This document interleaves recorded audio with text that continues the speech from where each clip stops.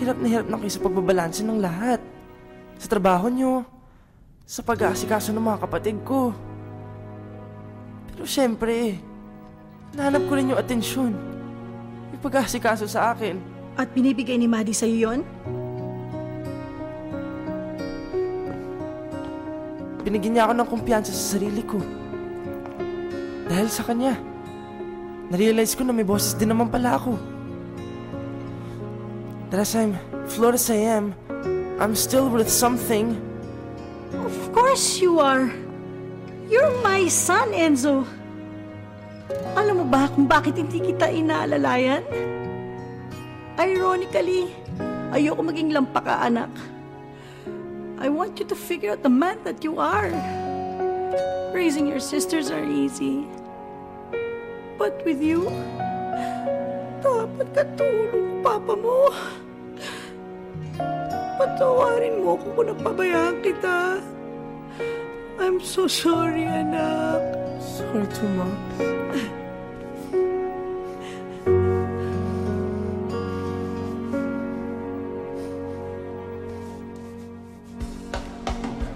I can't believe this.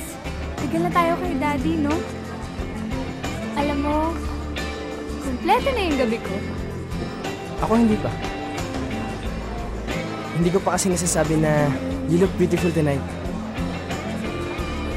Alam mo, Ash, ikaw na naman yung babae para sa akin. Ewan ko ba kung bakit ang bilis mo magselos. I only have eyes for you.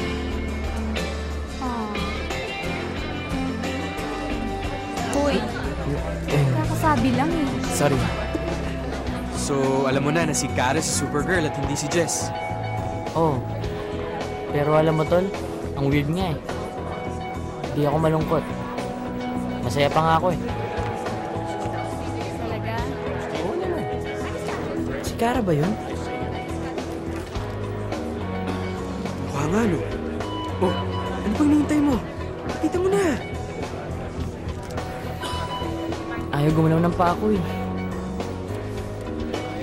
Brad. Ito naman dito. Wait! Santo. Robin!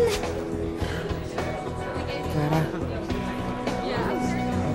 may gusto lang ako sabihin. Okay, G. Kasi may kaibigan kasi ako eh. Mahilig pa rin pala siya sa comics. At first, nag-click kagad kami. Nalaman ko, parehas kaming babad sa internet. Parehas din kami ng language. Alam mo, swak na swak talaga kami. May ganyan din akong kaibigan eh. Ka-chatmate ko pa nga eh. Wait lang. Patapusin mo muna ako kasi baka mamaya wala na akong lakas ng loob eh.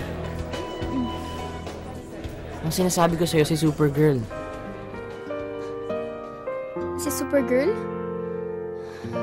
Si Jess? Siya yung sinasabi mong ka-vibes mo? Hindi, Kara. Robin, akala ko ba okay na tayo? Hindi na ako interesado sa pag-chat eh. Tinigilan ko na mag-online. Kasi alam mo, masaya na ako na nakahanap ako ng kaibigan sa labas ng net. Sobrang kasundo ko. Excited pa naman ako ipakita sa itong bagong ayos ko.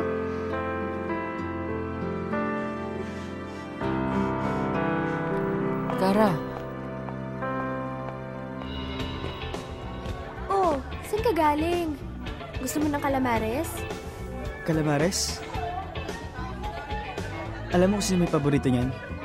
Si George. Miss Pusit yun eh.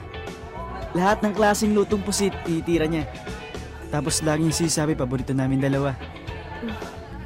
So, you wanna bite? Ang totoo, hindi ako mahilig dyan. Nalalansahan ako. Pinapakita ko lang kay pare ko na nagugustuhan ko. Obvious ka na. Gusto mo si George, no? Chloe, may sasabihin sana ako. Jepoy, ako muna. I don't like you na. I found you cute nung una, pero parang kasi na-realize ko na I deserve someone better. Yung masikat. More like me. Anyway, I think you and George are perfect for each other. Bagay kayo. Bakit ba? Hindi na lang kayo mag-aminan. Chloe, sorry.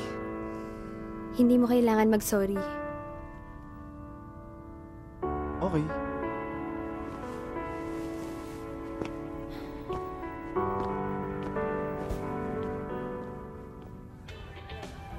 Hindi bagay sa'yo maging malungkot. Maximo, aasarin mo lang ba ako? Dahil kung aasarin mo ako, sobrang bad timing ka talaga. Tsaka bakit ba lagi ako yung pinagtitripan mo, ha?